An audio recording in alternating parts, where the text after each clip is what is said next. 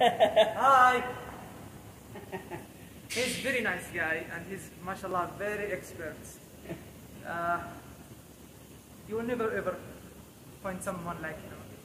Wala. Yeah.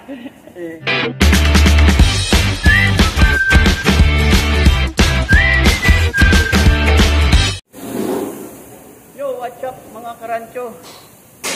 At andito na naman tayo. At ito nga, may isi-share na naman ako sa inyo na hindi lahat ng B1422 compressor lock pare-pareho ang diferensya. So, ito nga, itong sasakyan na to ay Orion, Toyota Orion. Pero ang kanyang code ay B1422 compressor lock. So, nung 3 double shot ko, itong abalon sa Orion, magkaparehas lang kasi. Nung 3 double shot ko, iba yung aking natuklasan. Kaya hindi lahat ng code na B1422 compressor lock ay pare-parehong sira. Kagaya ng Lexus ES350. Ang gulo ko. Di ba mayroon akong video na ES350 na Lexus compressor lock? Ang nakita ko yung problema niya ay dito ko nakita, pero dito sa Orion iba. Ang nakita kong problema ay yung ano niya, yung magnetic coil. So ito, nirektahan ko yung magnetic coil, tapos inirekta ko dito sa power. Ayan, power yan eh, dito sa ano. Pag nirekta mo ganyan, wala sa dapat na lalagatik yun eh. Dapat lalagatak yung ano, yung clutch, papalo. Hindi eh. Yun ang kanyang problema. So ang ano nito, magpapalit ng magnetic coil. O sa Arabic, makanatis. Makanatis ang problema. Aywa. شوفي انت راه غير بواقي صفايه الجيم برضه ارجع يجي فوق تحت. Tandip da sa baro? Pugtahan?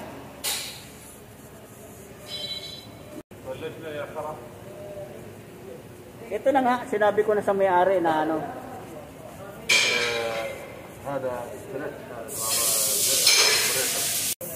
So ayun na nga mga karadyo. Mamaya papakita ko sa inyo kung ano. Papakita ko sa inyo yung coil tsaka pagbaklas ng compressor. Yo! So ayun na nga, tatanggalin na natin ng ano, belt. Ganito lang pagtanggal ng belt, mga Toyota. Itong butas na to, ayan, yung butas na yan, kakalsuhan mo lang yan. Yan. Yan mo siya. Ganyan. Dito lang. Yan. Yan. Tapos tulak mo yung papasok. Ayos na. Matatanggal mo na yung belt. Ayan, maluwag na yung belt. Ayan. Gayon lang. Para hindi lumalaban ng belt. So, madali nang tanggalin ng compressor. Madilim ang gabi. Lagyan natin ilaw. Ayan, may ilaw naman pala eh. Ayan, nilagyan natin ng ano. Yung tornilyong G's, kasya rin dyan. Pero yan na lang nadampot ko eh. Ayan, ito yung compressor. Tatanggalin natin yan doon sa taas.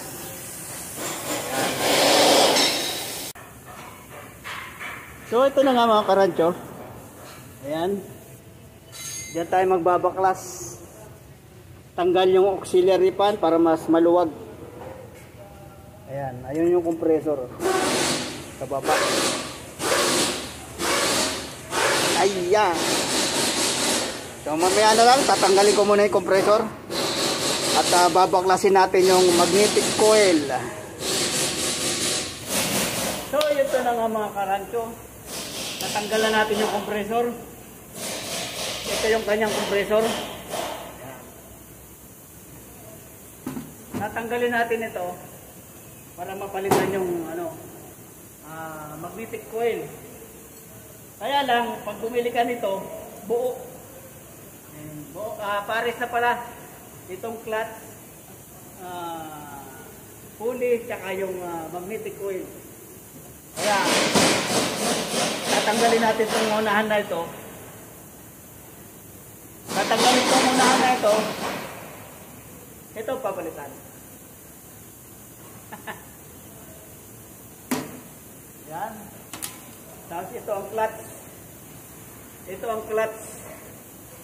Tapos, mayroon yan spacer sa loob. May spacer sa loob yan. Kailangan mag-iingatan mo kasi baka malaglag. Kung wala kang mailalagay na iba, sasaya dito pag walang spacer. Ito yung kanyang spacer.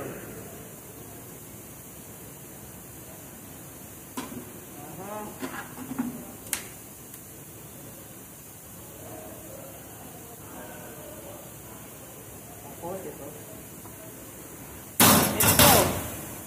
Kaya lang baliktad. Pwede na ito, pagtyagaan.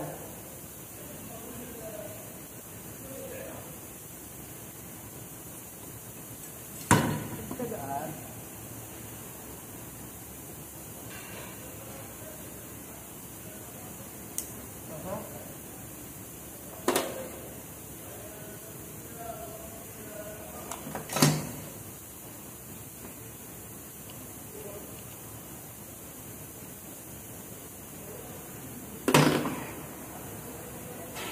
Ingat lang pagtatanggal nito kasi tumatalsik ito.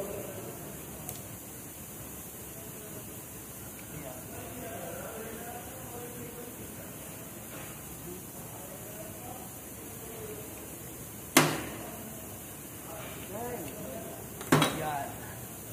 So, tapos, yan, malambot. Ito yung sira. Ito yung magnetic coil. Pag nagkakaroon ng kuryente ito, nagkakaroon ng magnet. Hahatakin niya ito para dumikit doon sa pulley.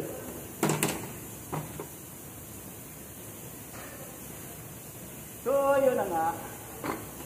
Ito na naman.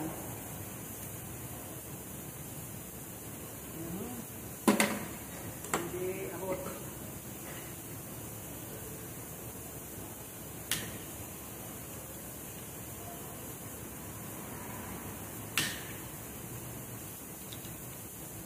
Wala tayong pangtanggal na ano. Wala pangtanggal na pin. Pambihira.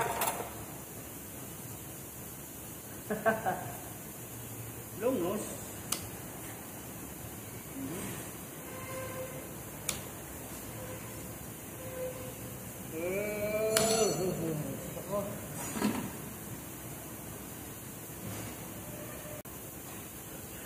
So, yan na nga. Tanggalan natin.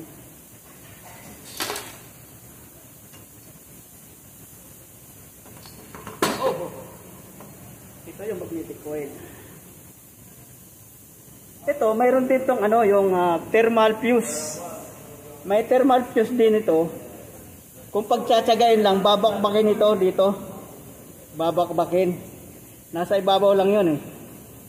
Kaya lang, mahirap na. Bibili naman ng bago yung may-ari. Palitan na lang.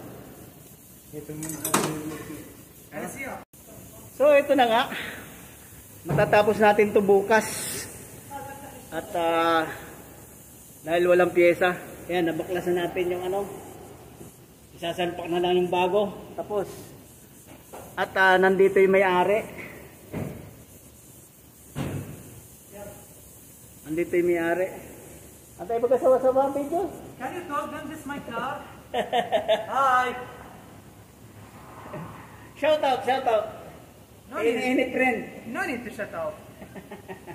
He's very nice guy and he's mashallah very expert. You will never ever find someone like you. Wala. Yeah. Okay. Yala, bye-bye.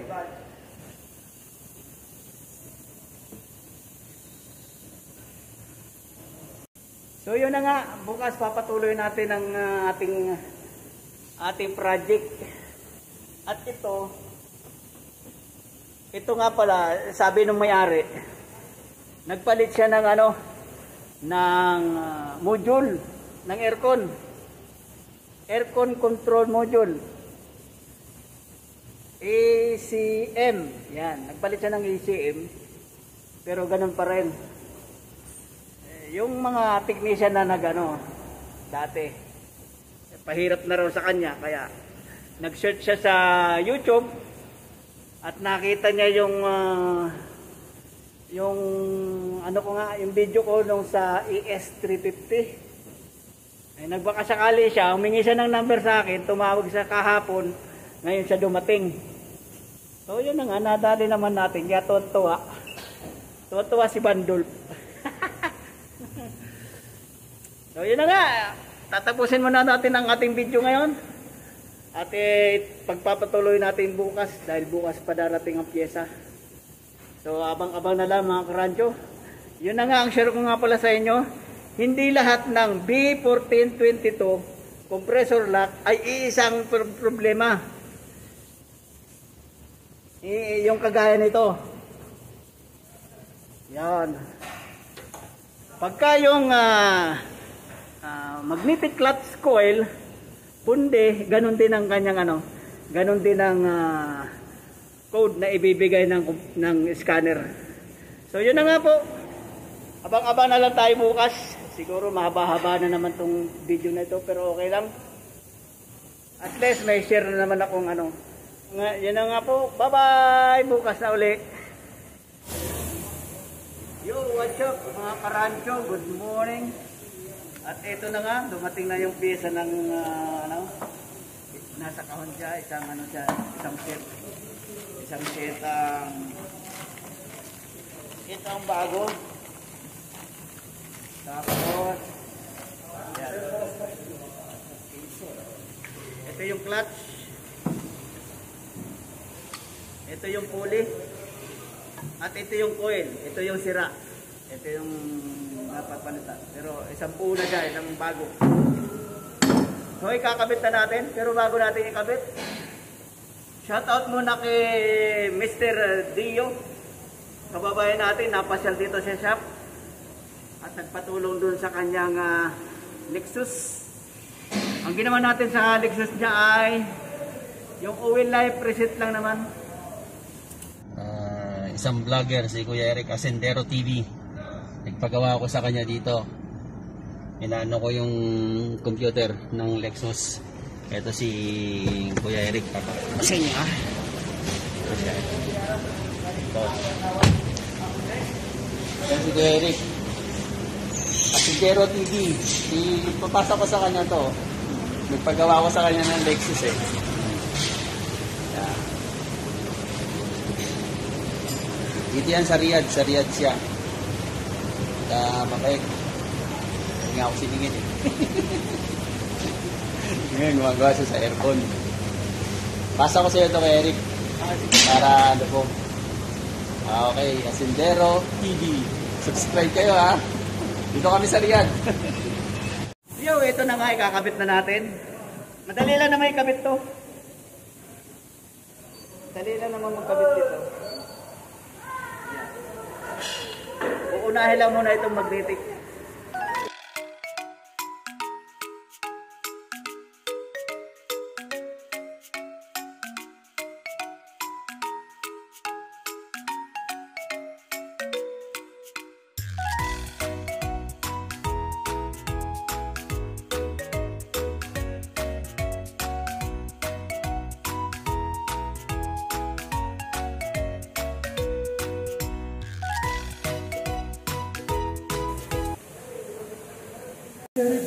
So ito na nga mga karancho, nabuo na natin yung compressor. Titestingin din natin muna bago natin ikabit. So ito nga pala yung kanyang terminal. Hindi ba tatlong terminal ito? Tatlong terminal. Mayroon siyang dalawang terminal na mayroong nakaharang na puti. Yun yung sa compressor lock. Tapos ito naman terminal dito. Ito yung dito sa clutch coil. Magnetic clutch coil. Ayan. Ito ang titestingin natin. Kung gumagana yung clutch. Ganito lang pag-testing. Ito yung battery. Ito yung positive. Ito yung negative. Ano mo lang siya, ipapatong mo lang siya sa negative. Itong compressor. Ipatong mo sa negative. Tapos, gawa ka ng ganito. Mayroon na, ito, pinning terminal. Ito rin yung ginamit kong pag-testing doon kahapon. So, ito na nga. Tutusok mo lang ito dyan. Yan. Tapos, ano mo sa positive. Yan, narinig nyo, gumagana na siya. Ilapit natin. Ayan. Teka nga. Hindi yata ano. Yan, yan. Yan. Oh. Di ba pumipitik yung clutch, dumidikit? Ayan ang gamit niyan. Yan ang gamit ng dapat nakikita niyo yung spark doon sa may positive. Yan. Ibig sabihin yung field coil ayos na. So yun na nga. Yun lang ang problema nito. Kakabit na natin pero hindi ko na bibidyo yung pagkabit. Dahil matatagalan na naman tayo. Meron din naman yung pagbaklas tsaka yung pagkabit para sa mga. So yun na nga. Bubuin na natin ito sa sasakyan. Tapos kakargahan na natin. Tapos ako na ipapakita sa inyong ayos na ang aircon. Yo mga chop, mga karancho. Ito na nga. Buo na yung ating Orion. Ayos na siya. Ayan yung kanyang tubo, malamig. At titingnan natin sa loob.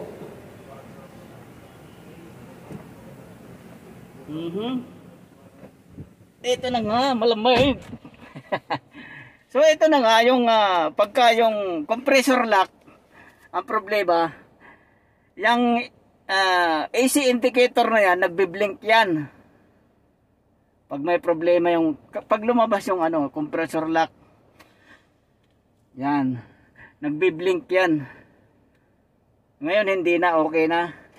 Malamig na. Malamig na. Matutuwa na si Bandol. Ayan, kahit itudo pa natin yan, itudo pa yung blower na yan. Ayos na, ayos na. So, yo, what's up mga karancho? So, eto na nga. Tapos na yung ating sasakyan. Kinuha na. Nagpa-picture pa para sa thumbnail daw. Sabi ko, tuwan-tuwa na naman siya. Tuwan-tuwa naman siya. At marami na rin pala siya napuntang electrician. At yun na nga. Hanggang sa nag-search siya sa YouTube. Nakita niya ang inyong lingkod. Asindero TV. At saka siya pumunta rito. Tumawag nga pala siya sa akin. Kasi may number akong doon. May humingi sa akin nag-comment. Nakita niya yung number ko doon. Tumawag siya. So yun na nga. Pumunta siya kahapon. Yung tapos na yung sakyan. Tuwan-tuwa. Yun lang. At inuulit ko nga pala na hindi lahat ng lumabas sa scanner na B1422 compressor lock ay pare-parehong sira. Yun. Pero related pa rin siya sa compressor. Sa compressor, malapit pa rin sa compressor yung kanyang problema. Kaya kung magto-troubleshoot kayo, doon huwag kayong lalayo. Sa compressor lang kayo mag-focus. Yung wire, yung magnetic coil, ayan. Tapos may sensor yan doon sa compressor. Yun yung compressor lock. Doon kayo mag-focus. So yun na nga. Maraming salamat sa mga nanonood. At naway may natutunan din kayo. Dahil ako'y may natutunan din. Yun na po. Maraming salamat. Shoutout sa inyo lahat. Bye-bye!